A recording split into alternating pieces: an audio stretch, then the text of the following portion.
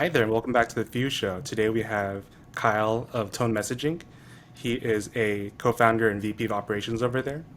In 2014, he was employee number one at Riide Bicycles, a 500 startups-backed e-commerce company. There he built out all operations, digital marketing, and he opened up and managed the flagship retail store in DC.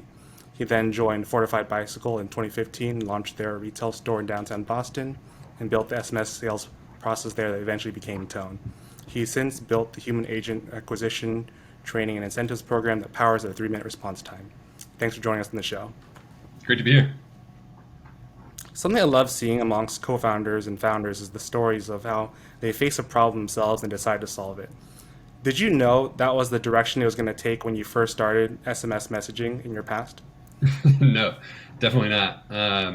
Yeah, the progression is kind of interesting there, right? Like I'm doing like this e-commerce thing in bicycles, and then it just switches all of a sudden over to building a SaaS platform for e-commerce stores.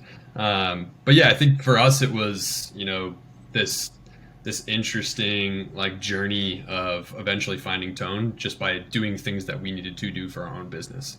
So it's kind of like that classic case story of like, oh, we could just make a lot more money doing this other thing that we're doing for ourselves because it doesn't exist in the world and it's really useful to us. So it's probably useful to a lot of other people. So that's kind of how we got here. But yeah, no, never imagined that when I was building bikes in a bike shop, today I'd be running a business that was doing SMS platform things. At what point, like, was there a certain trigger moment where like, dang, this is an idea on its own and it's probably more significant than our other business? Like, when did the idea hit you? Yeah, I remember that day very clearly. If I go back to 2015, my CEO Tivon had hired me to come and like build out this like sales process for this startup called Fortified Bike. We were selling on Shopify. He was interested in this idea of like building out a store and seeing if we could like repeat that, combination D2C in-store retail with a Shopify business.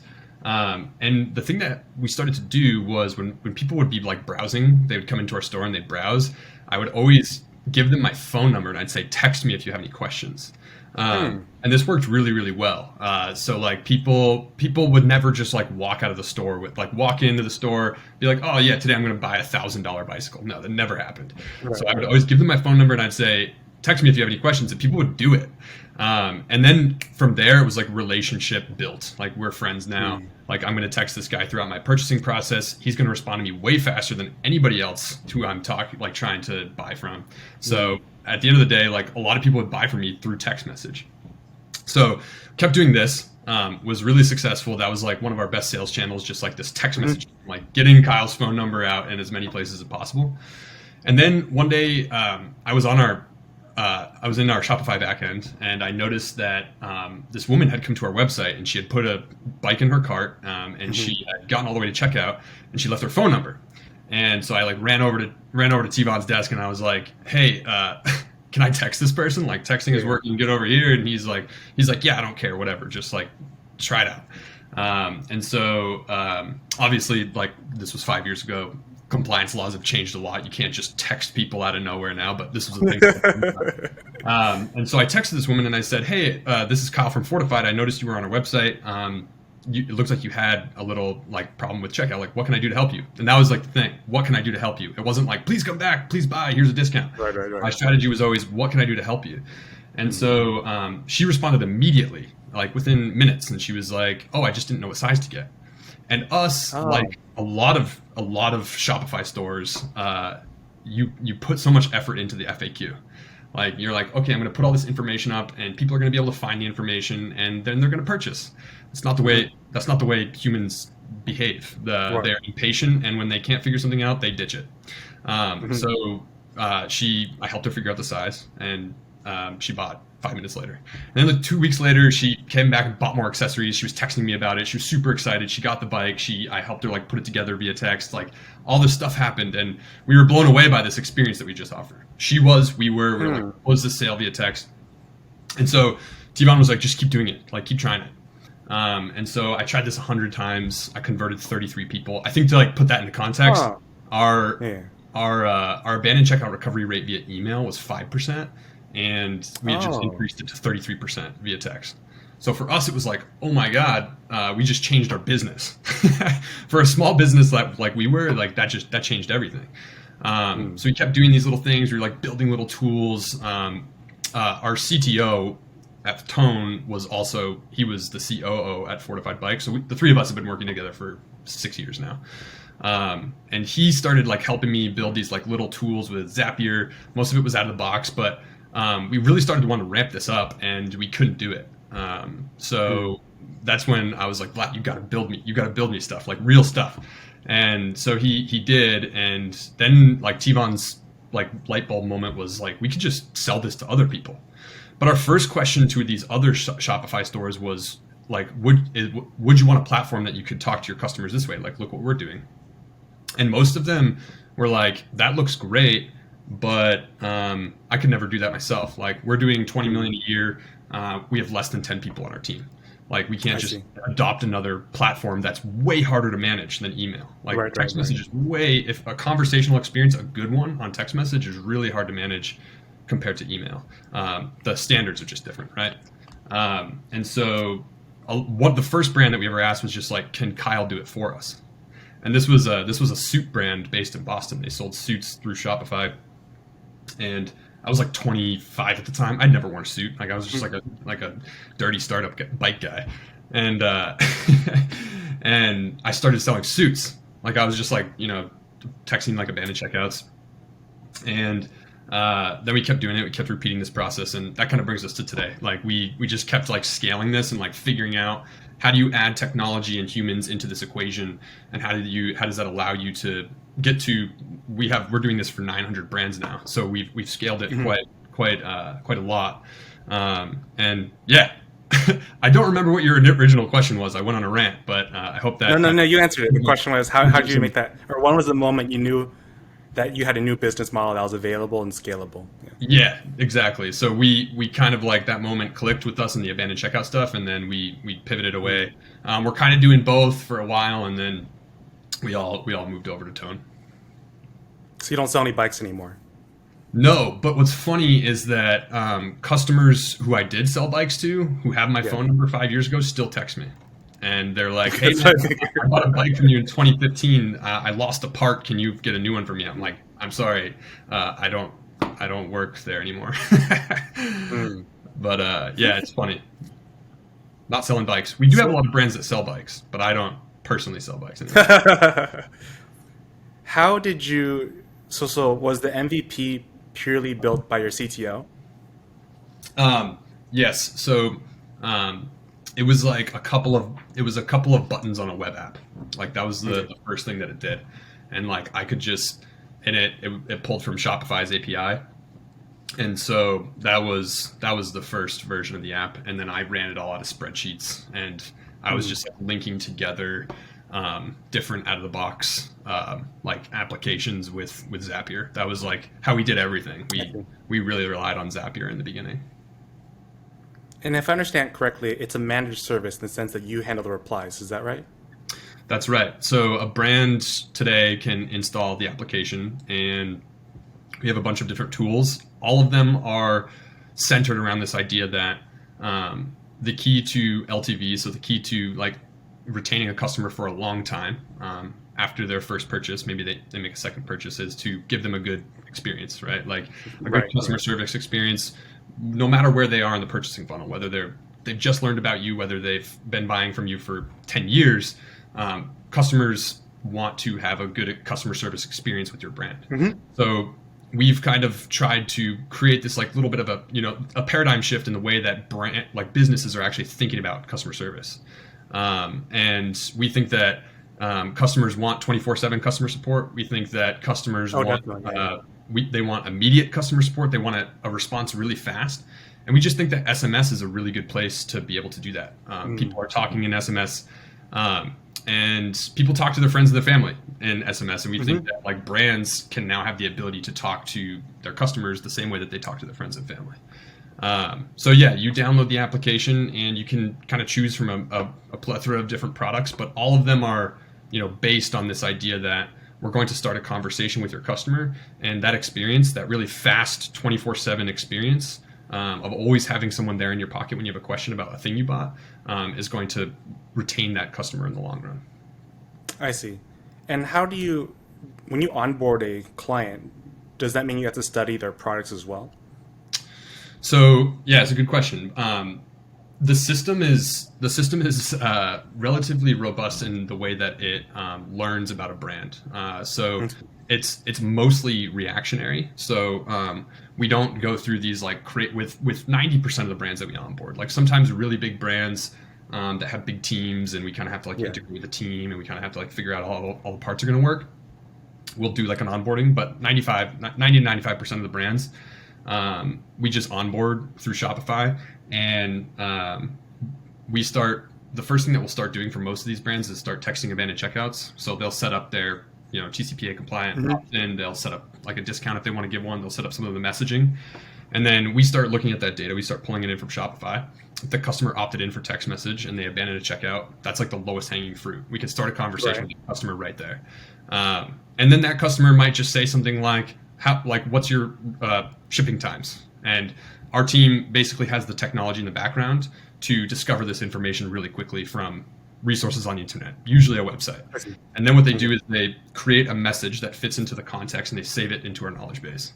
So the agents on our side are they're incentivized to, one, give the end customer a really good experience, have a really quality message that's going out, and also constantly be building that knowledge base for every brand that they're seeing. For every message that they're seeing, they're always trying to build more information into that system so that the next time an agent comes in with the customer, they have even more information. So the brands that we've been working with for 2, 3, 4 years now, we're actually better at their brand than their customer service agents are, because we've been doing this for longer. It's like this interesting thing that starts to occur when we work with a brand for a really long time. Our system gets really smart about what it knows about what that brand. It starts to suggest things for the agents to say. What if the question is really niche? Like, what if they ask about like, is this battery organic, or like ask them like what's the chemical composition of the battery in this e-bike, whatever, like something very niche that probably would not exist online. Like, is that something you're able to, like, how would you handle that scenario? Yeah, so we always say it's somewhere in the range of 75 to 80% of the questions that a customer could ask is information that exists somewhere on the website, and we can usually go find that. And that's a huge time commitment for a brand to just like constantly be answering questions that are coming in from customers who are just asking like repeatable questions. Like, it's expensive to have an agent sit there and do that all day. We can do it much cheaper because we're doing it at scale, right? For that like last 30% or last 20% of questions that do come in, what's the chemical battery composition of right something silly. That's like totally within reason. A customer might ask that, or we might be selling some like super high-end camera. We might not be able to find the answer. Not everything can be in a product page, so we built tools that allow us to communicate with the brand really quickly. So from the end customer experience, you might get a text message that says, "Hey, I'm actually not sure about that." The agent might say this to the customer: "I'm not sure about the answer. I'm going to figure it out for you." And so we do a bunch of work in the background. We built tools that allow us to get in touch with the brand with multiple platforms, like integration with Slack, integration with their email, with their customer service platform, whether it be like Gorgeous, Zendesk, or Customer. And we can actually reach out to the brand and say, "Hey, we need help." And then the brand will get back to us. We'll build that into our knowledge base. We'll respond to the customer. So customers, like, question always gets solved within the thread. They never have to leave the thread, but we're doing work in the background to solve their problem. So this system works as long as you have their phone number. Is that right? Yes. So if we have if we text the customer at any point, if we text the customer at any point, that customer has our phone number and we have their phone number. So at any point in time, actually, we just saw a conversation today where a customer had purchased something 2 years ago, and the last message we sent with them was like, "No problem. Always feel free to reach out if you have any other questions."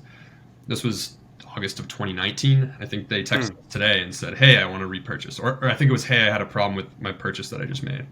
So as long as their phone number stays the same, they can always respond back to the agent, and they can have that person in their pocket whenever they want them. Is it in your scope for the scenario where like a new customer comes to call it like kyleswidgets.com and they want to buy a widget, but they have yet to give their phone number? Is that like, what if they added something to the cart but never gave their phone number over? Like, how do you handle that scenario? Yeah, good question. So we've got these like marketing tools, we've got abandoned checkout recovery tools, we've got like opt-in tools where all of these things create conversations, right? We have a very customer service specific tool that we call live text. And so that is a widget that we build into the client's website or the merchant's website. I see. And so the kind of like intercom. Exactly. It's an intercom, it's a live chat, but it's text message. And they can click on it, it'll open up their messaging app. They can start a conversation from there. We obviously, following TCPA guidelines, like we ask the customer, we explain to them, what's going to happen with your phone number, like what do you agree to, what do you not agree to, and then like once that's all out of the way, then we can like start having that customer service more centric inquiry. Gotcha. And for these agents that I guess work the magic behind the scenes, are these all based in the U.S. or do you outsource internationally? How do you handle that and how do you hire? Yeah, so it's a pretty complicated process because we know that for this product to work and for us to build trust with the brand, the end customer experience has to be flawless. Like right. there can't be like robotic sounds, there can't be bad English, there can't be like there's all these things that could like we could lose trust with the brand over. So we have to be really careful about the people that work on the platform. And so people are located all over the world, but what we do is we put them through a pretty rigorous questioning process before we even get on the phone with them. And so we're constantly like sifting through some like different types of like inbound inquiries about jobs we have posted. And then from there we take them through like trainings and that sort of thing. So over time they learn to use the platform and they get better and better at it. But yeah, it's kind of like the top 1% of like customer service sales representatives in the world. And I noticed in the pricing page in your Shopify, or at least on the pricing page for Shopify, it seemed like it's pretty low cost. Have you figured out like the math behind like the unit economics to make sure it like works at scale? For us or for the business or for the merchant?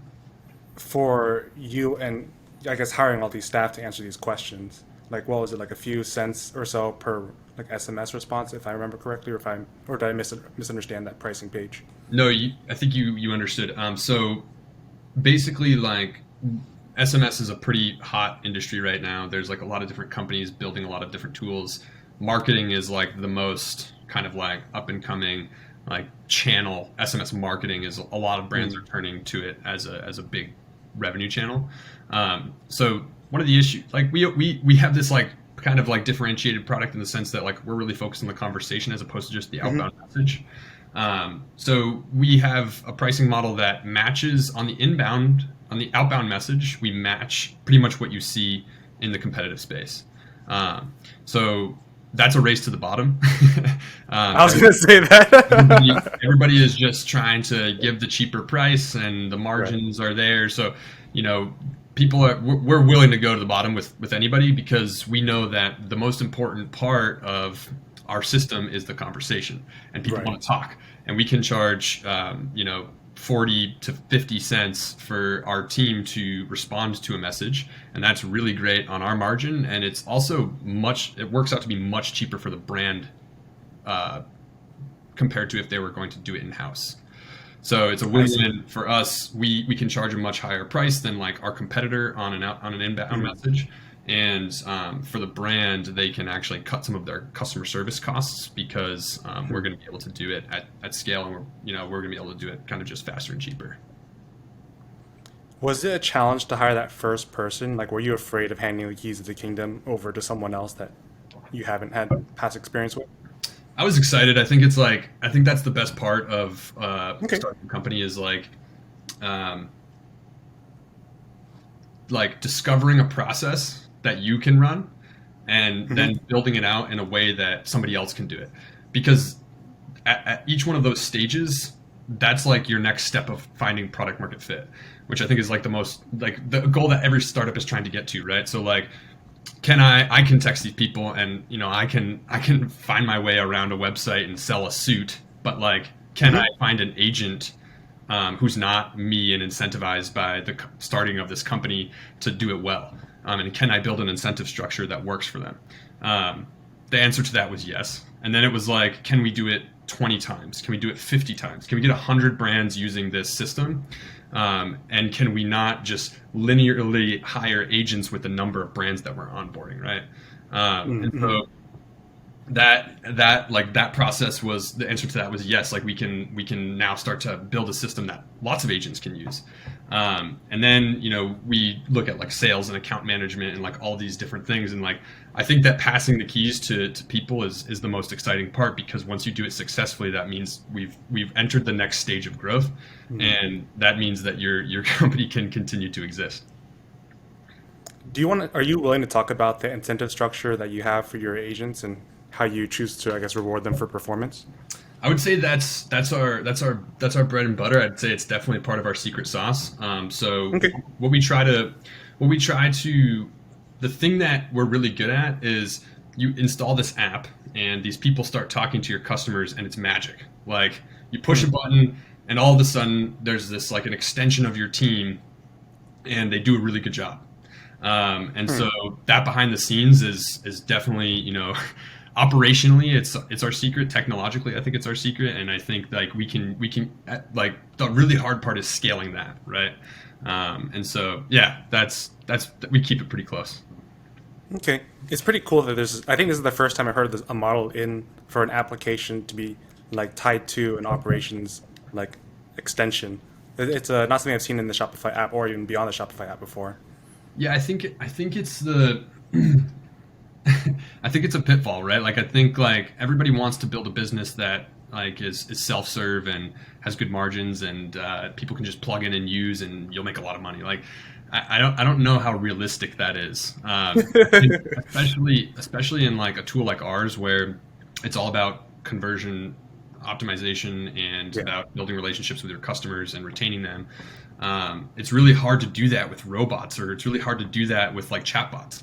And I Right. think that the technology just isn't there. Like we've all been on a website with a live chat, and we've all clicked away from it, and the agent's like, "Oh, you're gone. I guess I'm closing this. And you got to start over." We've all been on like the phone with our banks, and you get passed around.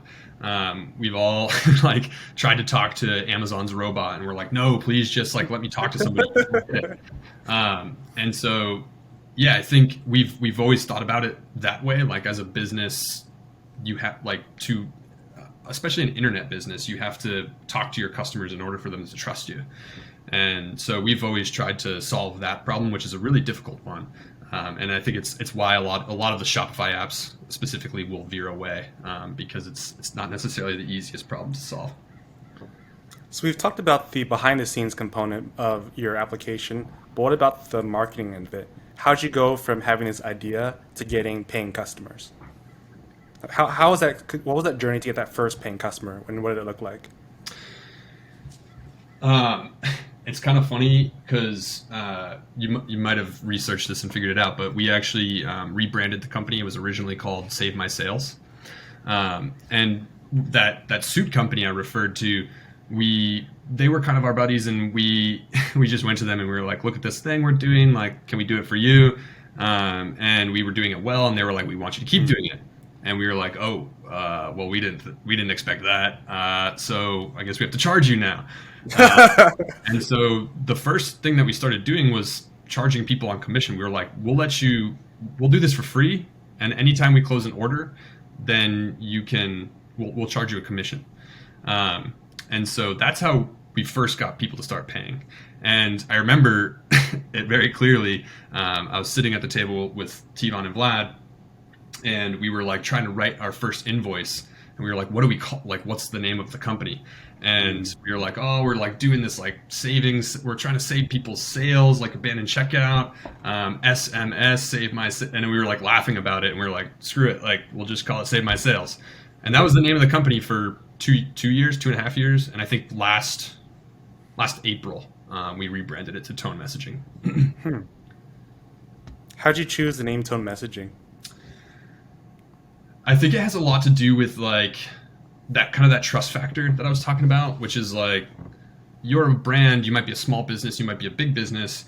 It's really hard to conceive the idea of like a third party doing a good job at talking to your customers. Right.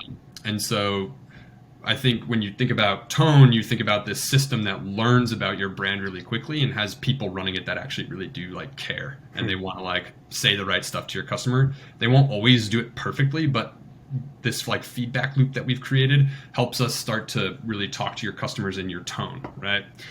So it's like part of the sales pitch. It's like, well, how could you do it for me? How could you do it for my customers? And we start to explain how the system works. And eventually over time, our system becomes really good at talking to your customers in their tone. So that's kind of like the in your tone. That's kind of how we got there. So you have customer number one as someone who I suppose is a friend. How do you make that scalable? How do you go from customer one to customer like 10 to 30 or however many hundreds or thousands you have right now?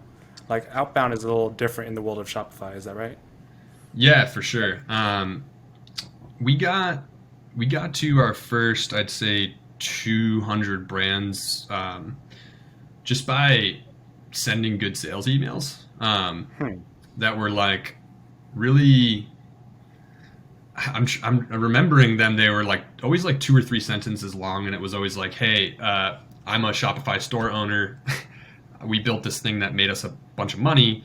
It's text message." People were like not doing text message in 2015. Like people were a little bit reluctant of this, but there was like a cohort of brands out there that were like, "You're telling me it makes money? Okay, let's do it. And you're not going to charge me unless it does. Let's do it. I don't care what it is." That's kind of the beauty of Shopify is there's a lot of like kind of like hackers out there, like people who are like running these businesses and they're really exploratory. So I think we did a good job in the beginning of finding those people. And it was through like a lot of just outbound, like I said. How do you After find that, the set of people who own a Shopify store? say that again. How do you find people who own a Shopify store? Um, there are, we used a number of different tools like Clearbit and BuiltWith, and we would kind of Okay. like manually just kind of like go out and find. I mean, it's pretty easy to find an online store, and it's pretty easy to figure out if they're on Shopify. Like at this point, anyone on our team can recognize a WooCommerce versus BigCommerce versus Magento versus Shopify checkout. So it's pretty easy to tell if you know what to look for. Okay. Yeah. Have you decided to expand beyond Shopify into all the e-commerce platforms?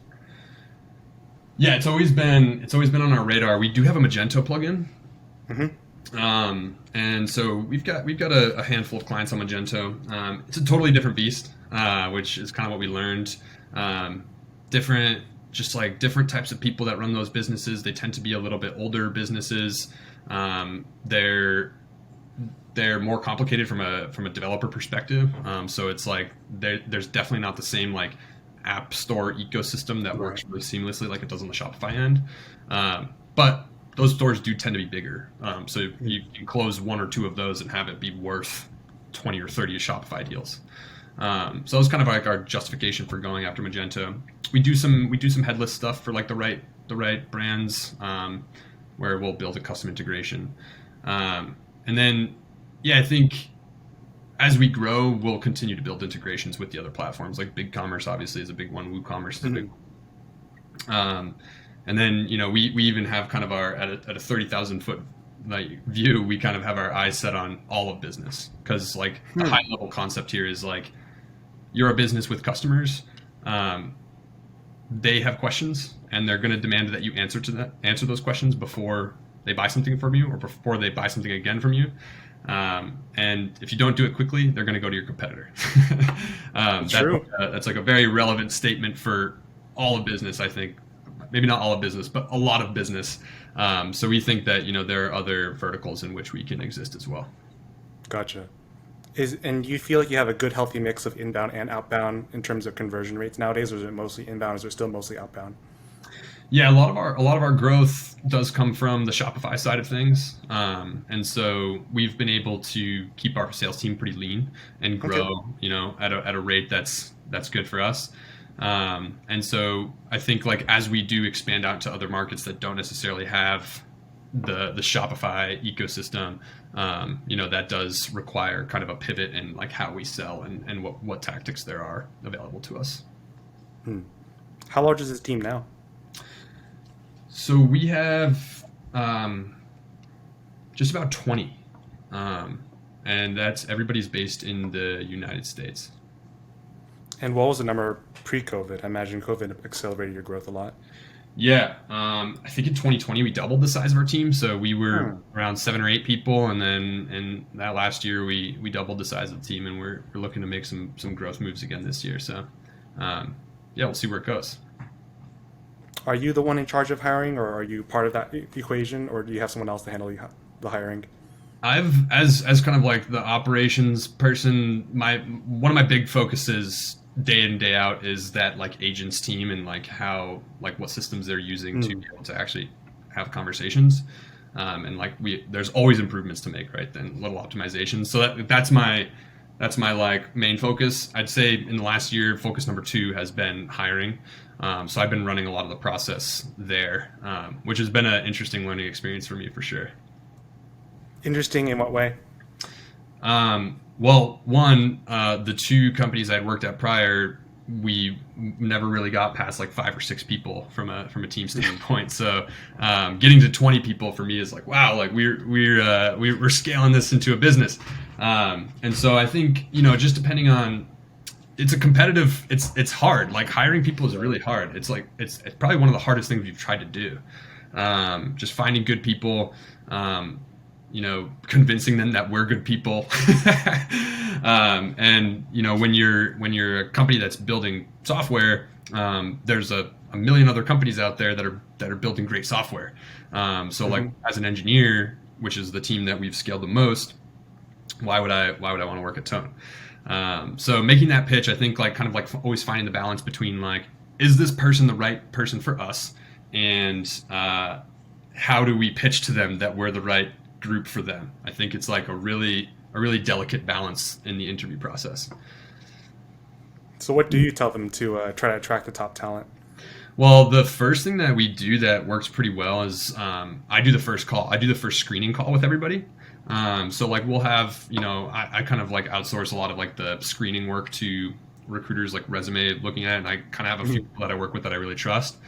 And they'll schedule a call with me, and a lot of it is like me pitching them. And I try to just like tell our story, tell our startup story, and tell people how we've grown, try to answer their questions, get them excited about Tone.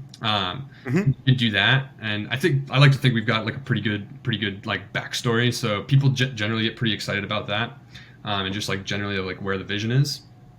And so that's like a good way to set the stage for all of the technical things that they have to then do down the line. So that's kind of how I think about it. Like get them excited first, get them the pitch, that kind of hooks them, right? And then you don't want to wait till the end to try to get someone excited about your company. You want to do that in the beginning so that they're excited to go through the process. Okay. And do you find that there's where do you feel like the limiting factor is for hiring more people? Is it like financial constraints on your company side? Is it the lack of talent in the pool? Is it bandwidth in the hiring flow within your company? Like where do you feel like things are being held up? If they're being held up. Onboarding is hard. Like there's been occasions where the team is like, hey, we got to slow down a little bit, which I think is a good skill to learn in a startup. Like you got to slow down and speed up. We've had to do that on multiple occasions when it comes to hiring, just because it's like, we need a month or 2 to like get this person ramped up. And that's going to like take a lot of time off people who are also like trying to deploy code. So you have kind of that balance as well. You kind of have to be careful. You can't overload the team with the amount of work they have to do to bring somebody on, because that's actually a really difficult process. What is do you have a current philosophy around how you can make onboarding more efficient going forward?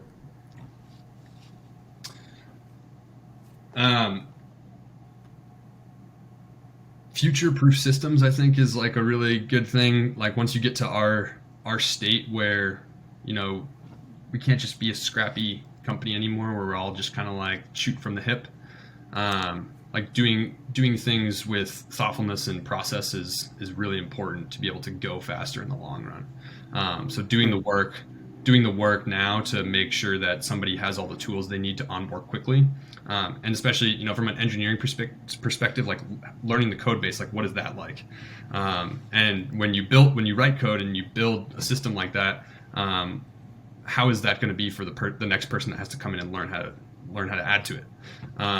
And so I think, being thoughtful about what the next 10 people, what their experience is going to be onboarding, and trying to make that as like seamless and smooth as possible, is really, really important for us going forward, I think, for sure.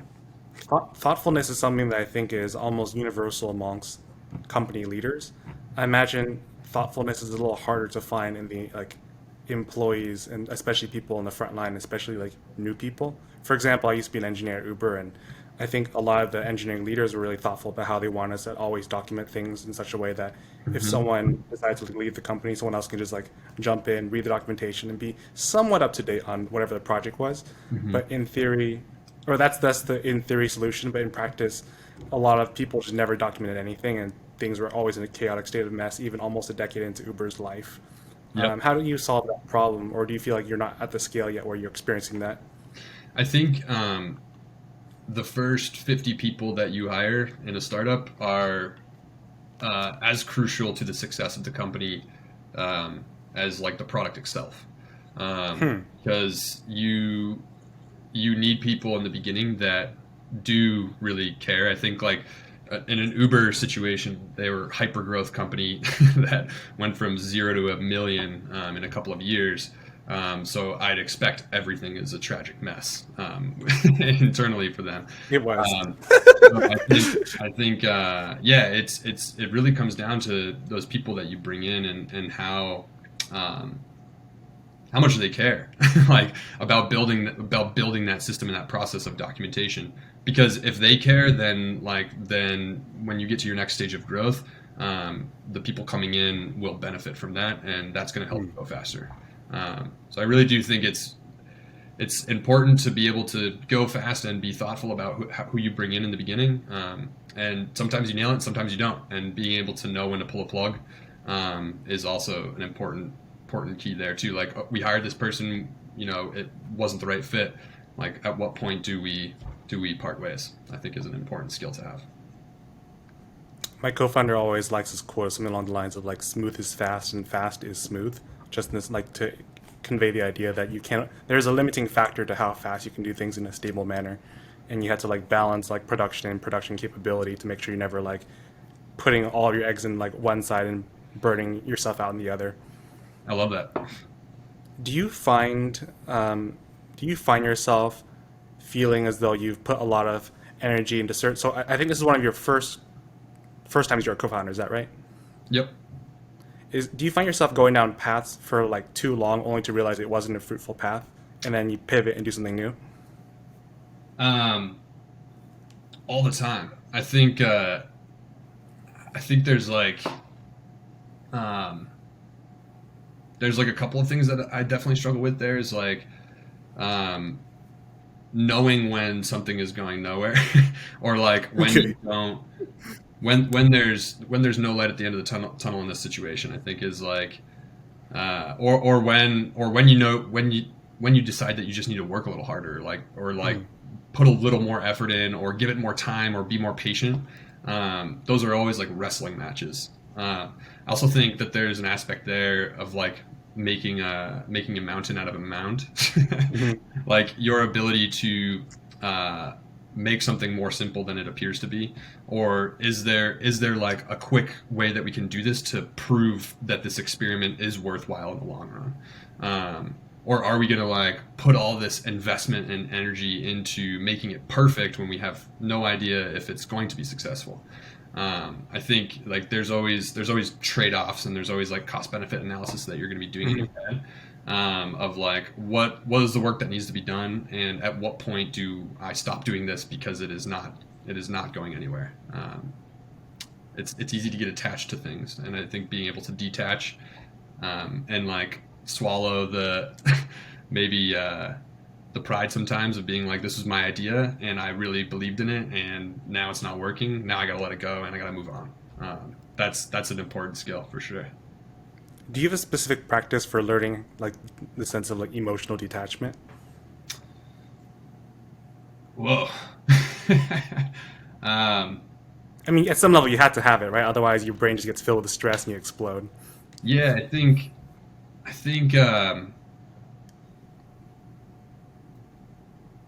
I like I kind of grasp onto um, I get excited about what's next, I think. Mm. And so, like your question before about, like, do you get nervous about like handing off the keys or like delegating tasks?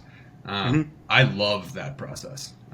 Okay. I love like finding that something isn't going to work. Like we had this great idea, we got super excited about it, doesn't work. Good. Now we don't have to waste more time on it. Like let's move on. Mm. Um, I I think yeah, I think if you can kind of like shift that framework in your brain, that can play to your benefit in a lot of cases. Okay. Would you say there's a core concept, a core like pillar or a few pillars that really motivates you in life? Like, how would you define what drives you forward? Yeah, um, I think one of the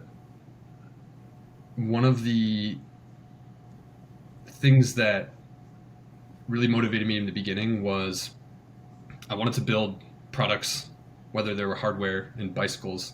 I love bicycles, so like I wanted to build bicycles, or whether it became software. I just wanted to build things that like made people's lives a little bit better, or just like added value to the business. Like in Tone's Mm. case, I think it's really cool that we help small businesses or medium-sized businesses or even enterprise-sized businesses like do a little bit better, and Hmm. they look at our service and they're like, this is super valuable. I never want to be on a team or building a product or selling a product where people are just like, this doesn't work, like this is useless, Mm. like you sold me a thing that is not what it is. Like I never want to be a part of that. So I think like in the beginning, and still today, like I always want to build products that are useful to people, and bring value to their lives, whether it be their business or their personal lives. um, Kind of like internally, I think one of the things that's really started to motivate me is I love building a business that earns money to enable our employees to like live the lives that they want to Hmm. lead. I think that's really cool. Like we made this thing that allows people to buy homes, like buy their house with their family and like have kids and like buy their motorcycle or their whatever they love to do in life. I think it's really cool that this concept, now allows people to like live the life they want to live, and I want to keep doing that. I want to like keep multiplying that, because that's like my motivation, right? Like I want to have a job that I love to do, but really gives me the means to the ends to do the things that I really love to do, which are to be outside surfing or biking or skiing or whatever it is. So yeah, giving people jobs that allow them to do the stuff they actually love doing, I think is. So, in a fast forward future, would you see yourself spending less time in work and more time surfing, skiing, hiking, whatever? Is that your goal if you had the choice? Yeah, retire at 35 and just ski every day. Sounds pretty good. Um, You're in a pretty good part of the world if you want to do that. yeah, California is great, great skiing. I think I think I get a certain level of like joy out of like building stuff. Tone has been like such a wild ride, and it's like there's days where I want to smash my head against the wall, and then there's days where I want to like jump up and down because we launched a new product or a thing that people really liked. Um, and I kind of love that journey. And then also too, like as a founders, there's days where it's like, okay, we need you to do this thing, and then tomorrow that's not important anymore. We need you to do this thing. And so I love that. And Me any too. job that I have in the future, I want, or anything that I'm doing in the future, I want to be able to have the ability to like stop doing a thing that I don't enjoy doing anymore and start doing a thing that I do enjoy doing. And I think startups Mm. give you that ability in to a certain extent. I absolutely love the flexibility of startups, both in the realm of like a lot of startups offer like unlimited vacation as well as like flexibility on time. And as more Yep. companies move to remote, they're like, as long as the deliverables are there, just do whatever you have to do with your schedule to make it work. And I think a lot of people are really enjoying that compared to the traditional clocking in at 9 at the morning at the bank and leaving at 5, regardless of how much work there is. Yeah, our team. So I've always been in San Francisco. In fact, like I remember one of the first text messages I sent for Tone. I was sitting in the airport and I was moving to San Francisco. So I've always been out here, and Hmm. Vlad and Tevon have always been in the Boston area. And so we started hiring a lot of people in the Boston area, and then COVID happened, and we kind of started like hiring all over the place. Um, but people really struggled with it in the beginning, and I think I've always wanted to work from home because I've always been on this mindset that like commuting to work is over the course of your life is one of the biggest waste of times waste of time I agree. that you will ever take part in. So I always thought of it as like it's taking me an hour to work to get to work every day. It's taking me an hour to get back, 30 minutes or whatever it is. You add that all up, it's an extraordinary amount of time. And so people really struggled with this idea of like working at home and not having people in the office and being able to like walk over to someone's desk. But I think people like over time really started to enjoy those like the benefits of actually not having to go to the office. So the transition was like really abrupt. For me, it was smooth because I've been doing it for a few years. But for a lot of people on our team, they were like, I can't do this. I can't like, there's like my TV over there. I might turn it on. There's too many distractions. But I think it's like consistency is key. And I think, you know, when you work from home, it's like all about just like finding a place where you can just be consistent, and you can be productive. And so, yeah, I think like we'll continue to be a remote company because people have really started to enjoy those benefits of working from home. And I think we'll kind of like reallocate a lot of those dollars back into just doing in-person things. Cause like you said in the beginning here, like, we need interaction, right? Like we are, while we're benefiting from some of the things, we're also suffering from not actually getting to see each other face to face. So I think we'll reallocate a lot of those dollars into like doing meetups with the team and making sure that people actually get to hang out in person. Would you fly them from all around the country, if not the whole world, to meet each other? Is that your plan? That's what I want to do. Yeah, Okay, I think that's a lot of flights. that was the I don't know if they still do it. I talk about Zapier because Zapier, I love that company. I think they built a really cool Me too. tool. It they help a lot of people do a lot of things. But I was obsessed with them in the beginning and went back when they were like 20 people, and they kind of like their founders lived in different states, and then they started just hiring people everywhere, and they didn't really care where people were. And I always thought that was really cool. And I read their founders put out this like little like PDF book. It was like 30 or 40 pages long, talking about like what it's like to run a remote company. And that was one of the things they were doing was they would, instead of an office space which they would spend 100K a year on for 20 people or whatever, like 10 grand a month in a downtown Right. city, they would spend that 100K on like flying their 20-person team to like Mexico or whatever it was. And That makes sense. I That's always pretty thought cool. that was the coolest thing ever. I was like, what a better use of money. It really is. Give people an opportunity to like go to a place they've never been to, and you guys can actually like hang out and do fun stuff together. I thought that was pretty cool. My mom used to work about an hour and a half to 2 hours each way, and I think that was ridiculous because you add up the amount of times she's been doing the same area of work for like 30 plus years. To me, that's mind blowing. I'd go crazy if I had to commute that much all the time. Yeah. Imagine I just think about like taking that time and doing something else. Yeah. like not driving a car, or just sitting on the train or whatever it might be. Um, like trying to learn how to do something different. I think over the lifetime you could become an expert at something with that time. Thankfully, podcasts make the time pass by a lot better. Yeah, they do. But I always run out of podcasts to listen to. I like never know what to listen to next. I find a really good one. I listen to 4 episodes and I'm like, all right, I'm done with this. What's the next one? And then I go like 6 months and wait for someone to recommend something to me. And how I listen to podcasts. So if you have a bunch of good ones, you should send them over to me. Shoot, I'm more of a selected episode person compared to like a actual Same people. person, yeah, over and over and over. I think I'm interested in certain points, and unfortunately, there's no single podcast I think matches exactly what I want. Which I suppose is part of the reason I'm starting this podcast. We wanted to make it a little more tailored. I mean, obviously, I guess being the host, you drive a good chunk of the conversation, take it wherever you want. But it is a pretty fun system, and hopefully, we'll make ours a lot more interesting over time, and more people will be engaged with it. Yeah, it's funny how two people. I listened to a 2.5 hour long podcast, like the Joe Rogan one.